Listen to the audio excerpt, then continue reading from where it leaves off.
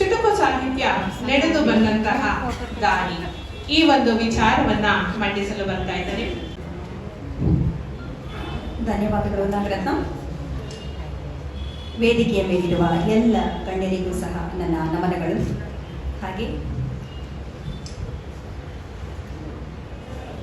ವೇದಿಕೆಯ ಮುಂದಿನ ಎಲ್ಲರಿಗೂ ಸಹ ನನ್ನ ವಂದನೆಗಳು.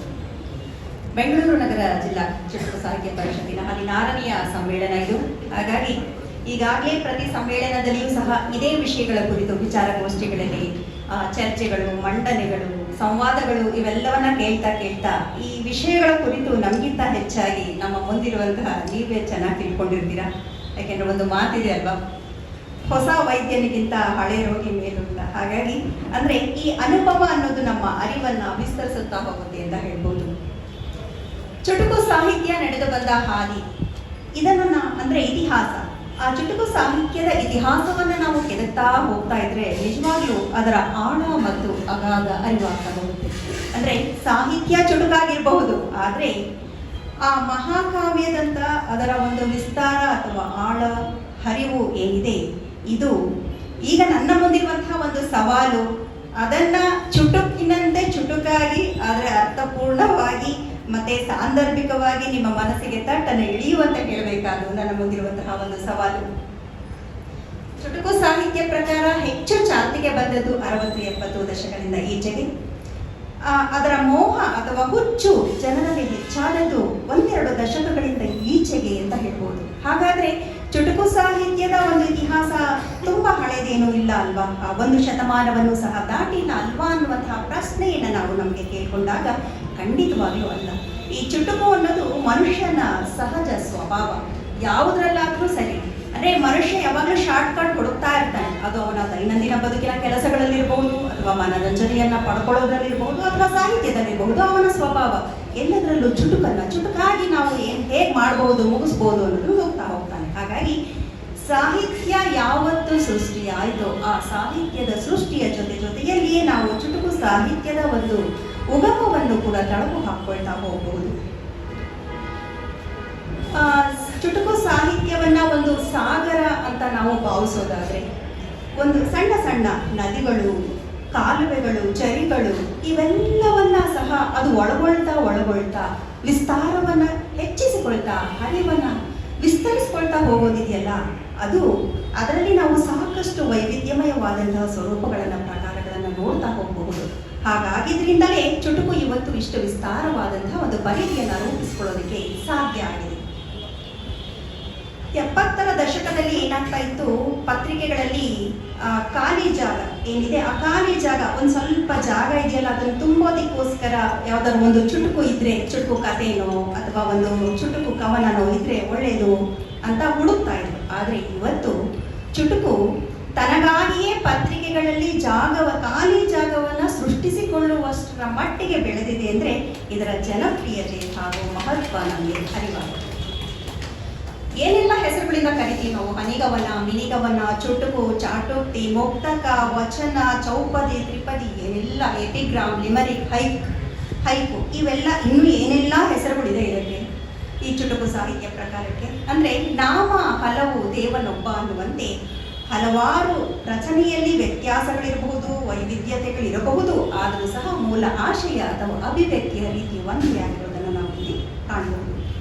ಈ ಪಟ್ಟಿ ಏನು ಹೇಳಿದೆ ನಾನು, ಈ ಪಟ್ಟಿಯಲ್ಲಿ ಇಲ್ಲದ ಇನ್ನೊಂದು ರಚನೆ ಅಂದ್ರೆ ಅಚ್ಚ ಕನ್ನಡ ಛಂದಸ್ಸಿನ ಒಂದು ಮೂಲ, ಈ ಚುಟುಕಿನ ಮೂಲವನ್ನು ನಾವು ಅಲ್ಲಿ ತಗೊಂಡು ಹೋಗಬಹುದು. ಅಂದ್ರೆ ಆ ಒಂದು ಛಂದಸ್ಸು ಏಳೆ. ಈ ಏಳೆ 2 ಸಾಲಿನ ಒಂದು ರಚನೆ.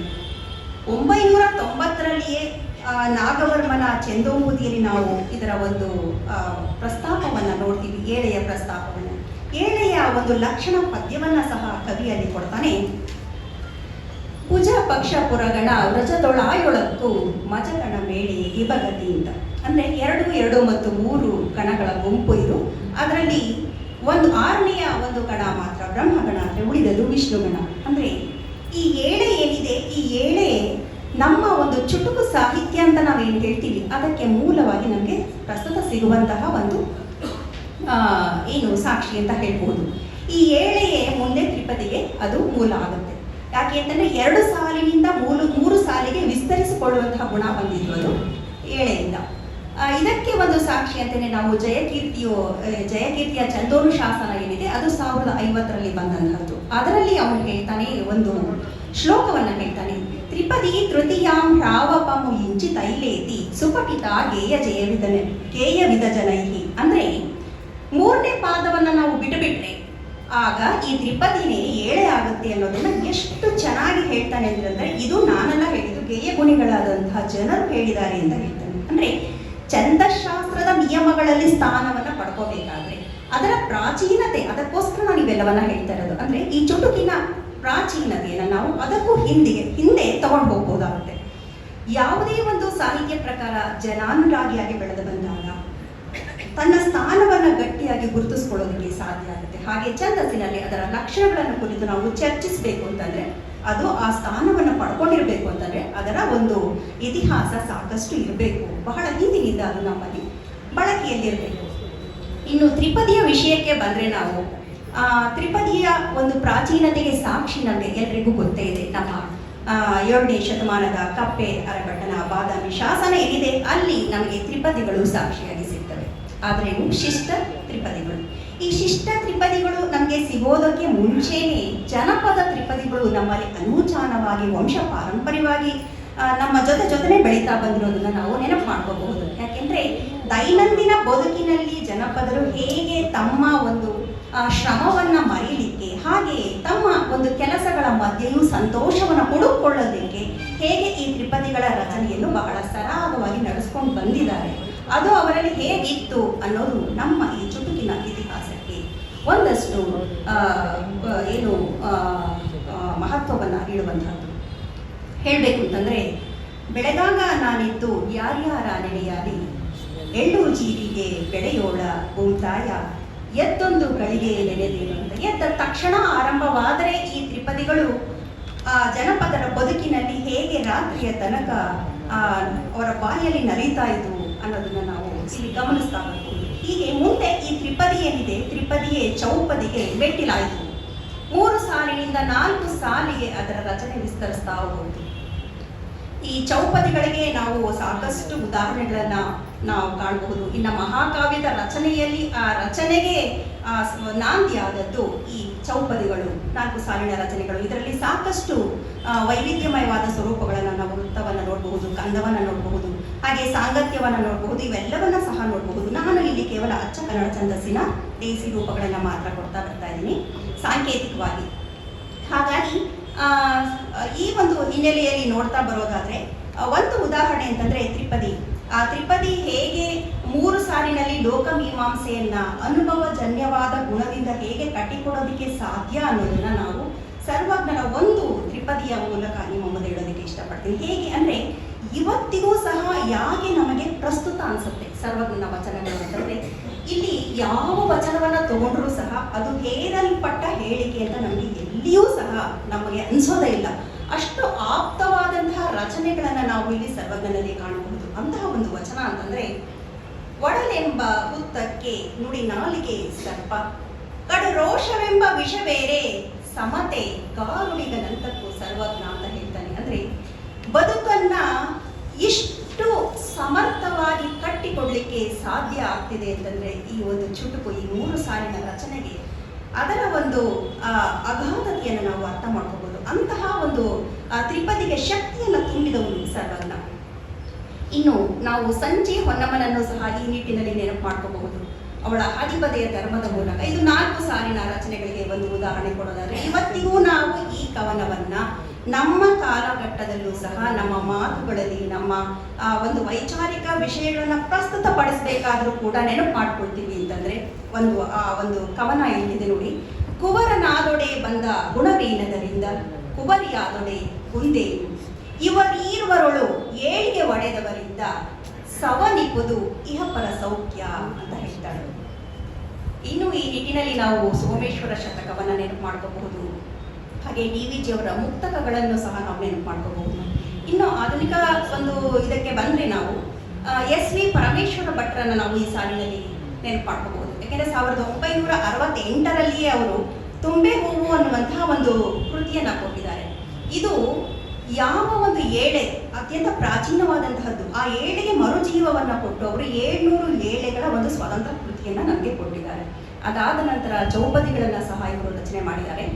ಅವರ ಇಂದ್ರಚಾಪದ ಒಂದು ಪದ್ಯ ನೋಡಿ, ಬಂಗಾರದಂತಹ ನಾ ಕೊಟ್ಟ ದಿನವನ್ನು ನೀ ಮಣ್ಣು ಮಾಡಿದೆ ಎಂದು ಕೆಂಪನೆ ಮುಖ ಮಾಡಿ ನನ್ನನೇ ನೋಡ್ಪನು ದಿನಪನು ತಾ ಹೋಗುವಂದು.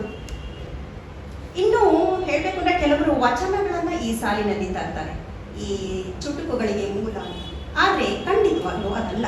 ಯಾಕೆಂದ್ರೆ ವಚನಗಳು ಏನಿದೆ ಅದು ಒಂದು ಚಳವಳಿಯ ಸಂದರ್ಭದಲ್ಲಿ ಬಂದಂಥದ್ದು, ಆ ಚಳವಳಿಯ ಉಪ ಉತ್ಪನ್ನಗಳಾಗಿ ಬಂದಂಥದ್ದು, ಒಂದು ಕ್ರಾಂತಿಯ ಕಾಲಘಟ್ಟದಲ್ಲಿ ಅದಕ್ಕೆ ಪರಿಹಾರವಾಗಿ ಬಂದಂತಹ ರಚನೆಗಳದು. ಅದರ ಜೊತೆಗೆ ವಚನಕ್ಕೆ ಯಾವತ್ತೂ ಸಾಲುಗಳ ಮಿತಿ ಖಂಡಿತವಾಗ್ಲೂ ಇಲ್ಲ.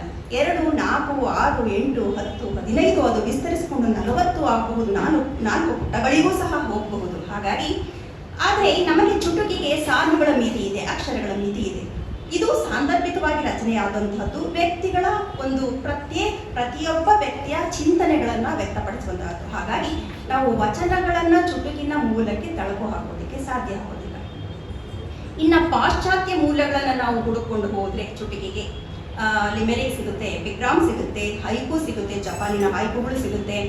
ಆದರೆ ನಾನು ಹೇಳುವಂತಹದ್ದು, ನಮ್ಮಲ್ಲಿಯೇ ಇಷ್ಟು ದೇಸಿ ಛಂದಸ್ಸಿನಲ್ಲಿ ಪುರಾವೆಗಳು ನಮಗೆ ಸಿಗ್ತಾ ಇರಬೇಕಾದ್ರೆ, ಅದರ ಪ್ರಾಚೀನತೆ ನಮಗೆ ಸಿಗ್ತಾ ಇರಬೇಕಾದ್ರೆ, ಸಾಕ್ಷಿ ನಮ್ಮ ಕಣ್ಮುಂದೆ ಇರಬೇಕಾದ್ರೆ ನಾವು ಇವುಗಳನ್ನ ಇಟ್ಕೋಬಹುದಲ್ವಾ ನಮ್ಮ ಚುಟುಕಿಗೆ ಮೂಲ ಅಂತ. ಯಾಕೆ ನಾವು ಈ ಒಂದು ವಿದೇಶಿ ನೆಲೆಗಳನ್ನು ಹುಡುಕೊಂಡು ಹೋಗಬೇಕು? ಇರಬಹುದು, ಆ ವಿದೇಶಿ ನೆಲೆಗಳಿಂದಲೂ ಸಹ ಇತ್ತೀಚೆಗೆ ನಮಗೆ ನಮ್ಮ ಚುಟುಕಿನ ರಚನೆಗೆ ಸಾಕಷ್ಟು ಒಂದು ಪ್ರೋತ್ಸಾಹ ಸಿಕ್ಕಿರಬಹುದು, ಹೊಳಹು ಸಿಕ್ಕಿರಬಹುದು, ಹೊಸ ಒಂದು ಹಾದಿಯನ್ನು ಹುಡುಕೊಂಡಿರಬಹುದು. ಆದರೂ ಸಹ ಆ ಒಂದು ಚುಟುಕು ಸಾಹಿತ್ಯದ ಹಾದಿಯ ಒಂದು ಪ್ರಾಚೀನತೆಯನ್ನು ನಾವು ಹುಡುಕೊಂಡು ಹೋದಾಗ ಖಂಡಿತವಾಗ್ಲೂ ಅದು ನಮ್ಮ ದೇಸಿ ಛಂದಸ್ಸಿನಲ್ಲಿ ಸಿಗುತ್ತೆ ಅಂತ ಹೇಳ್ಬೋದು. ಇನ್ನು ಈ ಚುಟುಕು ಸಾಹಿತ್ಯ ಏನಿದೆ, ಇದರ ಹಾನಿಗಳನ್ನ ಇಷ್ಟರ ಮಟ್ಟಿಗೆ ಬರೋದಕ್ಕೆ, ಒಟ್ಟುಗೂಡಿಸೋದಕ್ಕೆ ಶ್ರಮಿಸಿದವರ ಒಂದು ಸಾಲು ಪಡೆಯೇ ಇದೆ. ಈಗಾಗಲೇ ಲಕ್ಷ್ಮೀನಾಥ್ ಅವರು ಸಾಕಷ್ಟು ಚುಟುಕುಗಳನ್ನ ನಮಗೆ ಹೇಳ್ತಾ, ಒಂದು ಇಲ್ಲಿ ಕೂತಿರೋಂಥವ್ರಿಗೆ ಗಂಭೀರವಾದಂತಹ ಚಿಂತನೆಗಳನ್ನ ಕೇಳ್ತಾ ಕೂತಿರೋರಿಗೆ ಒಂದಷ್ಟು ತಮ್ಮ ಚುಟುಕುಗಳ ಮೂಲಕ ಒಂದು ಲವಲವಿಕೆಯನ್ನು ತುಂಬಿದ್ರು ಅಂತ ಹೇಳ್ಬೋದು. ಇದನ್ನ ಈಗಾಗಲೇ ಕೇಳಿದ್ವಿ ನಾವು.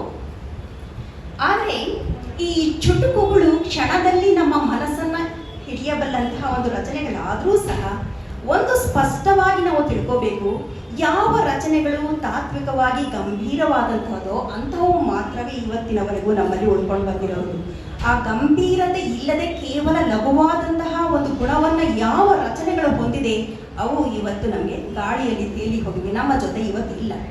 ಯಾಕೆಂದ್ರೆ ಆ ಕ್ಷಣಕ್ಕೆ ಸ್ಫೂರ್ತಿಯನ್ನು ತುಂಬುತ್ತಷ್ಟೇ ಅಲ್ವಾ. ಹಾಗಾಗಿ ತಾತ್ವಿಕ ತಳಹದಿ ಯಾಕೆ, ಹಾಸ್ಯಕ್ಕೆ ಜಾಸ್ತಿ ಒತ್ತು ಕೊಡೋಣ, ಗಂಭೀರತೆಗಿಂತ ಪನ್ಗೆ ಜಾಸ್ತಿ ಒತ್ತು ಕೊಡೋಣ ಅನ್ನುವಂತಹವರ ನಡುವೆಯೂ ಕೂಡ ಈ ಒಂದು ಚುಟುಕು ಸಾಹಿತ್ಯಕ್ಕೆ ತಾತ್ವಿಕವಾದಂತಹ ನೆಲೆಯನ್ನ ಒದಗಿಸಿದ ಎಷ್ಟೋ ರಚನೆಗಳನ್ನ, ಎಷ್ಟೋ ಕವಿಗಳನ್ನ ನಾವು ನಮ್ಮ ಜೊತೆಯಲ್ಲಿ ಕಣ್ಮುಂದೆ ಇರುವುದನ್ನ ನಾವು ನೋಡಬಹುದು. ಇದು ಹೇಗೆ ಅಂತಂದ್ರೆ, ಈ ಬೆಳಗಿನ ಜಾವದ ಒಂದು ಇಬ್ಬನಿ ನೋಡಕ್ ತುಂಬಾ ಚೆನ್ನಾಗಿರುತ್ತೆ, ಆಕರ್ಷಕವಾಗಿರುತ್ತೆ, ಎಷ್ಟು ಚೆನ್ನಾಗಿದೆ ಅಲ್ವಾ ಅಂತ ಹಿಡಿಯೋಕೆ ಹೋಗೋಣ ಅಂತಂದ್ರೆ ಅದು ನಮ್ಮ ಕೈಗೆ ಸಿಗೋದಿಲ್ಲ, ಅದು ಜಾರಿ ಹೋಗುತ್ತೆ. ಹಾಗೆ ಕೇವಲ ಹಾಸ್ಯಕ್ಕೆ ಮಾತ್ರ ಒತ್ತು ಕೊಟ್ಟಂತಹ ಚುಟುಕುಗಳು ಈ ಸಾಲಿನಲ್ಲಿ ಜಾರಿ ಹೋಗ್ಬಿಡುತ್ತೆ. ಅಲ್ಲಿ ಗಂಭೀರತೆ ಇಲ್ಲ ಅಂತಂದ್ರೆ ಅದು ನಮ್ಮ ಮನಸ್ಸಿನ ಆಳಕ್ಕೆ ತಟ್ಟೋದಿಲ್ಲ. ಈ ನಿಟ್ಟಿನಲ್ಲಿ ನಾವು ಅಕ್ಬರ್ ಅಲಿ ಅವ್ರನ್ನ, ವಿ.ಜಿ. ಭಟ್ ಅವ್ರನ್ನ, ಚನ್ನವೀರ ಕಣ್ವಿಯವರನ್ನ, ಮತ್ತೆ ಪಂಚಾಕ್ಷರಿ ಹಿರೇಮಠ, ಅನ್ನದಾನಿ, ಶಂಭು ಬಿರಾದಾರ, ಚಂಪಾ, ಸಿ.ಪಿ.ಕೆ. ವ್ಯಾಸರಾವ್, ಲಂಕೇಶ್, ಡೋಂಡಿರಾಜ್, ಈ ಪಟ್ಟಿ ಇನ್ನೂ ಸಾಗ್ತಾ ಹೋಗುತ್ತೆ. ನಮ್ಮ ಕಣ್ಣು ಮುಂದೆನೇ ಈಗ 20-30 ಜನ ಇಲ್ಲಿ ಖ್ಯಾತ ಚುಟುಕು ಕವಿಗಳಿದ್ದಾರೆ. ಎಲ್ಲರನ್ನ ಹೆಸರಿಸ್ತಾ ಹೋಗೋದಿಲ್ಲ. ಎಲ್ಲರೂ ಚುಟುಕು ಸಾಹಿತ್ಯವ ಇವತ್ತೇನು ಈ ಮಟ್ಟಿಗೆ ಒಂದು ಪ್ರಸಿದ್ಧಿ ಪಡೆದಿದೆ, ಬೆಳೆದಿದೆ ಅಂತಂದ್ರೆ ಅದಕ್ಕೆ ನಿಮ್ಮೆಲ್ಲರ ಕೊಡುಗೆಯೂ ಸಹ ಕಾರಣ ಆಗಿದೆ. ಇನ್ನ 1940ರಲ್ಲಿಯೇ ರಾಜರತ್ನಂ ಅವರು ಸಾಕಷ್ಟು ಈ ತರ ಒಂದು ಕವಿತೆಗಳನ್ನ ಬರೀತಾರೆ. ಅದಕ್ಕೆ ಅವರು ಪುಟಾಣಿಗಳು ಅಂತ ಕರೀತಾರೆ. ಆದರೆ ಈ ಚುಟುಕು ಸಾಹಿತ್ಯಕ್ಕೆ ಒಂದು ಚೌಪದಿಗಳ ರೂಪವನ್ನು ಕೊಟ್ಟು ನಿರ್ದಿಷ್ಟವಾದ ಒಂದು ಚೌಕಟ್ಟನ್ನು ರೂಪಿಸಿತು ಅಂತಂದ್ರೆ ದಿನಕರ ದೇಸಾಯಿ ಅವರು. ಚುಟುಕು ಬ್ರಹ್ಮ ಅಂತ ಕಿರೀಟವನ್ನೇ ಹೊತ್ತವರು. ಹಾಗಾಗಿ ಇವರು ಏನ್ ಮಾಡ್ತಾರೆ, ಪದ್ಯಕ್ಕೆ ಒಂದು ಲಯವನ್ನ ತಂದುಕೊಟ್ಟವರು. ರಾಜ್ಯ ಮೀಮಾಂಸೆಯನ್ನ, ಮುಖ್ಯವಾಗಿ ರಾಜಕೀಯ ವಿದ್ಯಮಾನಗಳನ್ನ ಒಂದು ತಾತ್ವಿಕವಾದಂತಹ ನೆಲೆಗಟ್ಟಿನಲ್ಲಿ ಒಂದು ಹದವಾಗಿ ಗಂಭೀರತೆಯನ್ನು ಬೆರೆಸಿ ಕೊಟ್ಟಿರೋದು ಇವತ್ತಿಗೂ ಸಹ ನಮಗೆ ಪ್ರಸ್ತುತ ಅನಿಸುತ್ತೆ. ಯಾಕೆ ಅಂದ್ರೆ ಅವರ ರಚನೆಯಿಂದಾಗಿ, ಆ ತಾತ್ವಿಕ ತಳಹದಿಯಿಂದಾಗಿ, ಗಂಭೀರವಾದಂತಹ ಚಿಂತನೆಗಳಿಂದಾಗಿ. ಅವರದೇ ಮಾತಿನಲ್ಲಿ ಹೇಳಬಹುದು ಅಂತಂದ್ರೆ ಯಾಕೆ ಅವರ ಒಂದು ವಚನಗಳು ಚುಟುಕುಗಳು ಇವತ್ತಿಗೂ ಪ್ರಸ್ತುತ ಅನ್ಸುತ್ತೆ ಅಂದ್ರೆ, ಅನುಭವದ ಹೊರಗೆ ನಾ ಬರೆಯಲಿಲ್ಲಣ್ಣ, ಹಚ್ಚಲಿಲ್ಲವೋ ಬೇರೆ ಯಾವುದೂ ಬಣ್ಣ, ಬರೆದದ್ದು ನುಡಿದದ್ದು ಎಲ್ಲವೂ ಸಾದಾ, ಹೀಗಾಗಿ ಮನದೊಳಗೆ ಹೋಗುವುದು ಸೀದಾ ಅಂತ ಹೇಳ್ತಾರೆ. ಅದೇ ರೀತಿ ಅವರ ಒಂದು ರಚನೆಗಳು ಇದೆ. ಹಾಗಾಗಿ ಇವತ್ತಿನ ಕೆಲವು, ಅದು ನಿಜವಾಗ್ಲೂ ನನಗೆ ನನಗೆ ಅನಿಸ್ತಾ ಇರೋದು, ಕೆಲವು ಚುಟುಕು ಕವಿಗಳು ಏನ್ ಮಾಡ್ತಾ ಇದ್ದಾರೆ, ಅವರ ರಚನೆಗಳು ಹೇಗೆ ಚಕ್ಕನೆ ನಮ್ಮ ಮನಸ್ಸನ್ನು ಹೊಕ್ಕುತ್ತೆ ನಿಜ, ಆದ್ರೆ ಅಷ್ಟೇ ವೇಗವಾಗಿ ಅದು ಮರೆಯಾಗಿಯೂ ಕೂಡ ಹೋಗುತ್ತೆ. ಅದಕ್ಕೆ ಕಾರಣ ಅಂತಂದ್ರೆ ಕೇವಲ ಹಾಸ್ಯನೇ ಚುಟುಕು ಅಂತ ಅನ್ಕೊಂಡ್ರು. ಒಂದು ಜಂಬಣ್ಣ ಅಮರಚಿಂತ ಅವರ ಒಂದು ಚುಟುಕನ್ನ ಹೇಳ್ತೀನಿ ನೋಡಿ. ಒಂದು ಸಾಲಿನಲ್ಲಿ ಹೇಳ್ತಾರೆ, ರೊಟ್ಟಿ ವಿಸ್ತಾರದಲ್ಲಿ ಭೂಮಿಗಿಂತ ಮಿಗಿಲು, ಇದರ ಎತ್ತರ ಎವರೆಸ್ಟಿಗೂ ದಿಗಿಲು.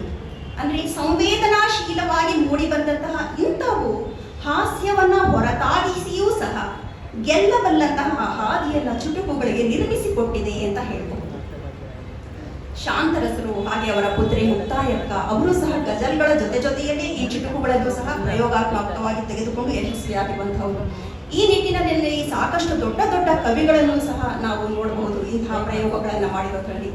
ಇನ್ನ ಚುಟುಕು ಕವಿ ಮತ್ತೆ ಕುಟುಕು ಕವಿ ಅಂತಾನೆ ಹೆಸರಾದಂತಹ ಚಂಪಾ ಅವರ ಒಂದು ಚುಟುಕು ನೋಡಿ, ಎಷ್ಟು ಸಹಜವಾಗಿ ಹೇಳ್ತಾರೆ ಅವರು ಅಂತಂದ್ರೆ, ನಾ ಹಾದಿ ಹಿಡಿದು ಹೋಗೋ ಮುಂದ ಯಾರೋ ಉಗುಳಿದ್ರು, ನಂಗ ಸಿಡೀತು, ಸ್ವಲ್ಪ ನೋಡಿ ಉಗುಳ್ರಿ ಅಂದೆ, ಸ್ವಲ್ಪ ನೋಡಿದ್ರು ಮತ್ತೆ ಉಗುಳಿದ್ರು. ಅಂದ್ರೆ ತಮ್ಮನ್ನೇ ತಾವು ಲೇವಡಿ ಮಾಡಿಕೊಳ್ಳುತ್ತ ಚಾಟಿಯಂತೆ ಬೀಸುವ ಒಂದು ಗುಣ ಏನಿದೆ ಅದು ಅವರ ನಾವು ಚುಟುಕುಗಳಲ್ಲಿ ಕಾಣಬಹುದು. MN ವ್ಯಾಸರಾವ್ ಅವರನ್ನ ಕೂಡ ನಾವು ಈ ಒಂದು ನಿಟ್ಟಿನಲ್ಲಿ ನೆನಪು ಮಾಡ್ಕೋಬೇಕಾಗುತ್ತೆ. ಇವತ್ತು ಮರ್ತೇ ಬಿಟ್ಟಿದ್ದೀವಿ ನಾವು. ಅವರು ಒಳ್ಳೆಯ ಚುಟುಕು ಕವಿ. ಪ್ರೀತಿಯನ್ನು ಕುರಿತು ಒಂದೇ ಒಂದು ಸಾಲಿನಲ್ಲಿ ಅವರು ವ್ಯಾಖ್ಯಾನಿಸ್ತಾರೆ ನೋಡಿ, ಕೊನೆ ಮುಟ್ಟುವುದಕ್ಕಿಂತ ಹಾದಿ ತಪ್ಪುವುದೇ ಹೆಚ್ಚು. ಪ್ರೀತಿಗೆ ಈ ರೀತಿ ಶರ ಬರೀತಾರೆ ಒಂದೇ ಒಂದು ಸಾಲಿನಲ್ಲಿ. ಆದ್ರೆ ಈ ಒಂದು ಸಾಲು ನಮ್ಮ ಮನಸ್ಸಿನ ಒಳಗಡೆ ಎಷ್ಟು ವಿಸ್ತರಿಸ್ಕೊಳ್ತಾ ಹೋಗುತ್ತೆ ಅನ್ನೋದನ್ನ ನಾವು ಗಮನಿಸ್ಕೋಬಹುದು. ಇನ್ನು ಹೇಳ್ಬೇಕಂದ್ರೆ ಈ ಚುಟುಕುಗಳಿಗೆ ಒಂದು ವಿಸ್ತರಣೆಯನ್ನ ಕೊಟ್ಟದ್ದು ಲಂಕೇಶರ ನೀಲು ಕವಿತೆಗಳು. ಅದನ್ನ ನಾವು ಮರೆಯುವಂತೆ ಇಲ್ಲ. ಯಾಕೆ ಅಂತಂದ್ರೆ ಲಂಕೇಶರು ಅನುದಿನದ ಘಟನೆಗಳನ್ನ ಪ್ರತಿಕ್ರಿಯಾತ್ಮಕವಾದ ಒಂದು ರೀತಿಯಲ್ಲಿ ಕಟ್ಟಿಕೊಡ್ತಾ ಸಾಕ್ತಾ ಇದ್ರು. ಹಾಗಾಗಿ ಚುಟುಕಿಗೆ ಇದು ಒಂದು ಹೊಸ ಹರಿವನ್ನ ನೀಡಿತು.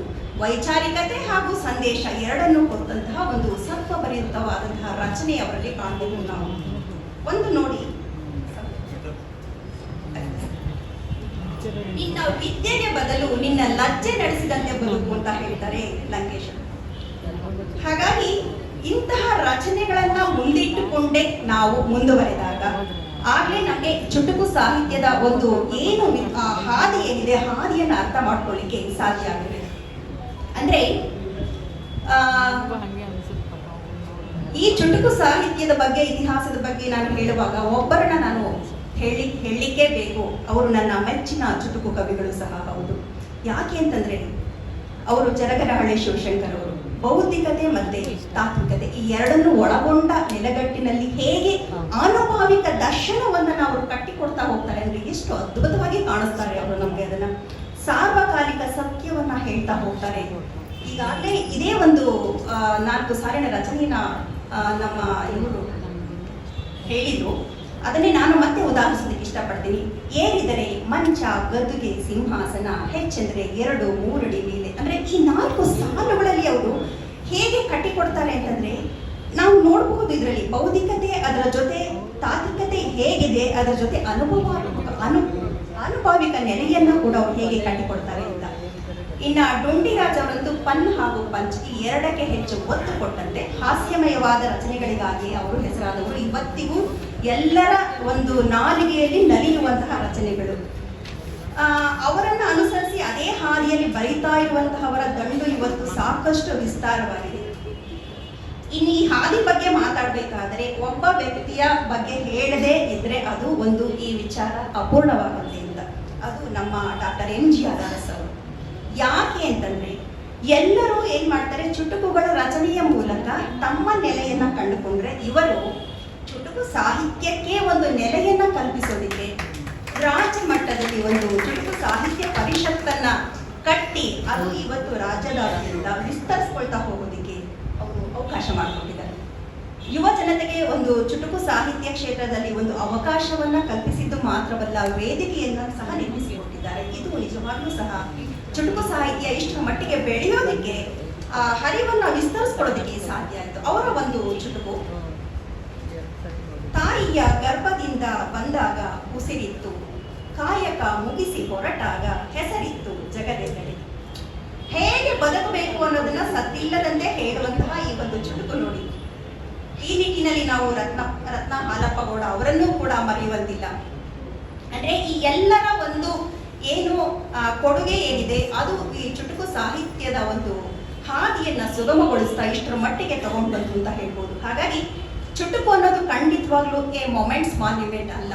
ಯಾಕೆಂದ್ರೆ ಒಂದು ಕ್ಷಣಕ್ಕೆ ಬರೆದು ಬಿಟ್ಟರೂ ಸಹ ಅದು ಸಾಂದರ್ಭಿಕವಾದ ಸೃಷ್ಟಿಯಾದ್ರೂ ಸಹ ಸಾರ್ವಕಾಲಿಕ ಸತ್ಯವನ್ನ ಬಿತ್ತುವ ಕಾಯಕವನ್ನ ಮಾಡ್ಕೊಂಡು ಬರ್ತಾ ಇರೋದ್ರಿಂದ ಈಗ ನಾನು ಕೇವಲ ಈಗ ಸಮಯ ಬೇರೆ ಆಗೋಗಿದೆ, ನಾನು ಹೇಳ್ತಾ ಬಂದಿದ್ದು ಒಂದು ಕವಿತೆಗಳನ್ನ ಮಾತ್ರ ಸಾಂಕೇತಿಕವಾಗಿ ತಗೊಂಡೆ. ಹಾಗಾದ್ರೆ ಚುಟುಕು ಸಾಹಿತ್ಯ ಬರೀ ಕವಿತೆಗೆ ಮಾತ್ರ ಸಂಬಂಧಪಟ್ಟಿದ್ದಾದ್ರೆ ಅಲ್ಲ, ಅದು ಎಲ್ಲ ಕ್ಷೇತ್ರಗಳನ್ನು ಒಳಗೊಂಡಂಥದ್ದು. ಗದ್ಯವನ್ನು ಒಳಗೊಂಡಿದೆ, ಯಾವ ಕ್ಷೇತ್ರವನ್ನು ಒಳಗೊಂಡಿಲ್ಲ ಹೇಳಿ, ಎಲ್ಲವನ್ನೂ ಸಹ ಒಳಗೊಂಡಿರುವಂತಹದ್ದು. ಗದ್ಯಕ್ಕೆ ಸಂಬಂಧಪಟ್ಟಂತೆ ಅಲ್ಲಿಯೂ ಕೂಡ ನಾವು ಪ್ರಾಚೀನತೆಯನ್ನು ಹುಡುಕ್ತಾ ಹೋಗಬಹುದು. ನಮ್ಮ ಮಹಾಕಾವ್ಯದಲ್ಲಿಯೇ ಉಪಕಥೆಗಳು ಬರುತ್ತೆ. ಆ ಮಹಾಕಾವ್ಯದ ಓದನ ಸರಾಗ ಮಾಡೋದಕ್ಕೆ ಇವು ಉಪಕಥೆಗಳು ನಮಗೆ ಒಂದು ಒಂದು ಪಂಚ್ ಕೊಡುವಂತಹದ್ದು. ಇದನ್ನ ನಾವು ಅಲ್ಲಿಂದಲೂ ಸಹ ಗಮನಿಸ್ಕೊಂಡು ಬಂದಿದ್ದೀವಿ. ಜನ್ ಕಥೆಗಳು, ಹಾಗೆ ಬುದ್ಧನ ಧಮ್ಮ ಕಥೆಗಳಿರಬಹುದು, ಬೈಬಲ್ನ ಕಥೆಗಳು, ಇವೆಲ್ಲವೂ ಒಂದು ನೀತಿಯನ್ನ ಸಾರುವಂತಹ, ನೈತಿಕ ತಳಹದಿಯನ್ನು ರೂಪಿಸುವಂತಹ ಕಥೆಗಳಾದರೂ ಕೂಡ ಇವು ಚುಟುಕುಗಳಲ್ಲ ಅಂತ ನಾವು ಹೇಳೋದಿಕ್ಕಾಗಲ್ಲ. ಇನ್ನು ಮುಖ್ಯವಾಗಿ ಈ ಹಾದಿಯಲ್ಲಿ ಕೊನೆಯದಾಗಿ ಹೇಳಲೇಬೇಕಾದದ್ದು ಅಂದರೆ, ಈ ಸಾಹಿತ್ಯದ ಹಾದಿಯಲ್ಲಿ ಬಹಳ ಪ್ರಮುಖವಾದ ಸ್ಥಾನ ಪಡ್ಕೊಳ್ಳೋದು ಸಾಮಾಜಿಕ ಜಾಲತಾಣಗಳು. ಇವತ್ತೇನಿದೆ ಸಾಮಾಜಿಕ ಜಾಲತಾಣಗಳು, ಸಾಕಷ್ಟು ಜನ ಈ ಮೂಲಕ ಬರವಣಿಗೆಯಲ್ಲಿ ತೊಡಗಿಸ್ಕೊಂಡಿದ್ದಾರೆ. ಅದನ್ನು ಓದುವವರು, ಪ್ರತಿಕ್ರಿಯಿಸುವವರ ಒಂದು ದಂಡೇ ಇದೆ. ಜೊತೆಗೆ ಪ್ರತಿಕ್ರಿಯಿಸುತ್ತಲೇ ಅವರು ಸಹ ರಚನೆಯಲ್ಲಿ ತೊಡಗಿಕೊಳ್ಳೋದಕ್ಕೆ ಈ ಸಾಮಾಜಿಕ ಜಾಲತಾಣಗಳು ಇವತ್ತು ಪೂರಕವಾಗಿ ಕೆಲಸ ಮಾಡ್ತಾ ಇದೆ ಅಂತ ಹೇಳ್ಬೋದು. ಹಾಗಾಗಿ ಈ ಎಲ್ಲರ ಒಂದು ಕೊಡುಗೆ ಸೇರಿಕೊಂಡು ಇಷ್ಟರ ಮಟ್ಟಿಗೆ ಇವತ್ತು ಚುಟುಕು ಸಾಹಿತ್ಯ ಈ ಹಾದಿ ಏನಿದೆ ಬಹಳ ವಿಸ್ತಾರವಾಗಿರೋದನ್ನ ನೋಡಬಹುದು. ಹಾಗಾದ್ರೆ ಚುಟುಕು ಸಾಹಿತ್ಯ ಅಂದ್ರೆ ಏನೋ 4 ಸಾಲು ಗೀಚೋದಲ್ವಾ, ಗೀಚ್ಬಿಟ್ರೆ ಆಯ್ತು, 40 ಸಾಲಿನಲ್ಲಿ ಹೇಳೋದನ್ನ ಬರೆದು ಬಿಟ್ರೆ ಆಯ್ತು ಅಂತ ಅಲ್ಲ. ಆ 40 ಸಾಲಿನಲ್ಲಿ ಹೇಳಬೇಕಾದನ್ನ ನೀವು 4 ಸಾಲಿನಲ್ಲಿ ಹೇಳಬೇಕಾದ್ರೆ ಆ ಭಾಷೆ ಏನಿದೆ ಆ ಭಾಷೆಯ ಮೇಲೆ ನಿಮ್ಮ ಒಂದು ಹಿಡಿತ ಹೇಗಿರಬೇಕು, ಉಡದ ತರ ಇರಬೇಕು ನಿಮ್ಮ ಹಿಡಿತ, ಆಗ ಮಾತ್ರ ಸಾಧ್ಯ. ಜೊತೆಗೆ ಒಂದು ಸಂವೇದನಾಶೀಲತೆಯೂ ಇರಬೇಕು. ಹಾಗೆ ಆ ಒಂದು ಸೃಜನಶೀಲತೆ ಇದ್ದಾಗ ಅದರ ಜೊತೆ ಅನುಭವ ಅನ್ನೋದು ಒಂದು ಹದವಾಗಿ ಬೆರೆದ್ರೆ ಒಂದು ಪಾಕ ಆಗತ್ತೆ. ಆ ಪಾಕ ಇದ್ರೆ ಮಾತ್ರನೇ ಚುಟುಕು ಸಾಹಿತ್ಯ ಅನ್ನೋದು ರಸಭರಿತವಾಗಿ ಈಚೆ ಬರೋದಕ್ಕೆ ಸಾಧ್ಯ ಆಗುತ್ತೆ ಅಂತ ನನ್ನ ಅಭಿಪ್ರಾಯ. ಧನ್ಯವಾದ.